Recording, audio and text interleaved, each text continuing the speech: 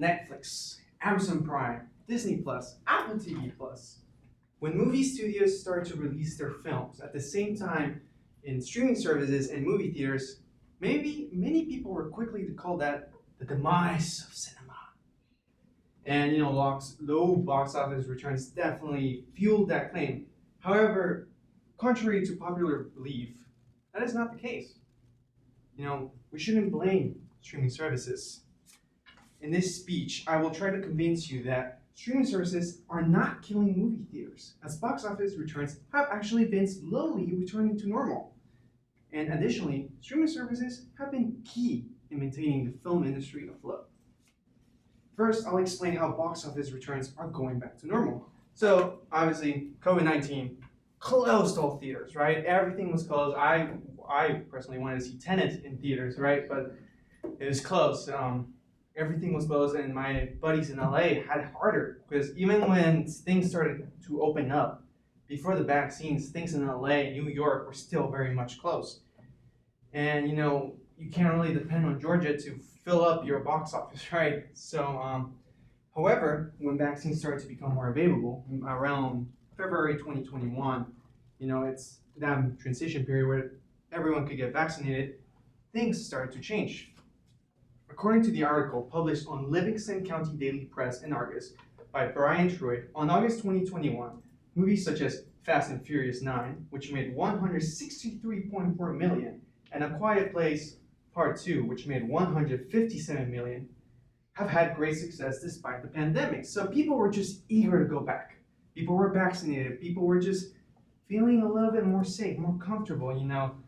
Who doesn't want to experience that movie magic, right? And things started to go back to normal. And although these numbers could have been higher, who doesn't love Fast and Furious despite them going to space, but who doesn't like that, right? I want to see them, I want to see them go to space, but it just goes to show things are going back to normal. Finally, streaming services have been a major contributor to getting box office returns back to normal, thus keeping the industry afloat.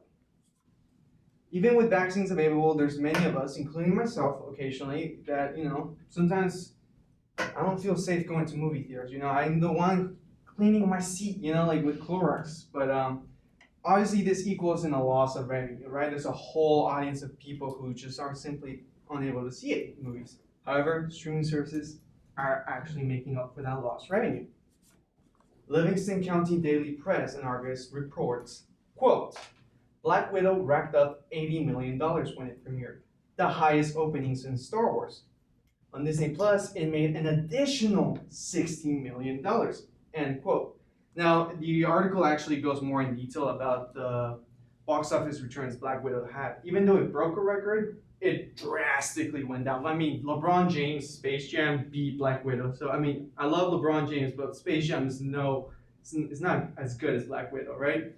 And that trend actually was going to put Black Widow into becoming a box office disaster. But thanks to Disney Plus and that $60 million, it became a very, very much profitable movie. It didn't have Avengers level numbers, but still made a huge profit. And movie theaters are not to be blamed. They're actually bringing up, movie theaters are being brought up by streaming services. They're not being brought down. And I hope my speech convinced you that streaming services are not to be blamed for low box office returns.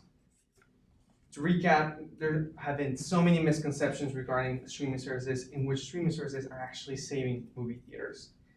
And whether you're glad about the impact or about streaming services have on film industry, you just gotta ask yourself one question. Are you still watching? Thank you.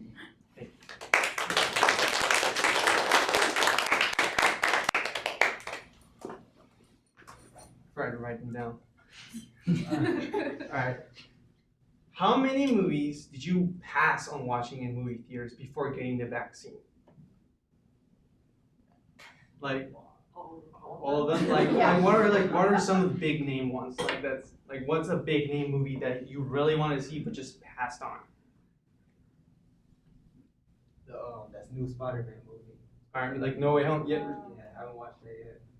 Yeah, right. It kind of you didn't feel safe. Right now, I think it's gonna come out like that, you're a potential customer, right? So if it was on Disney Plus where you could pay for it, you would pay for like the $29. Yeah, right? Like it's the big movie, but Disney Plus didn't do that.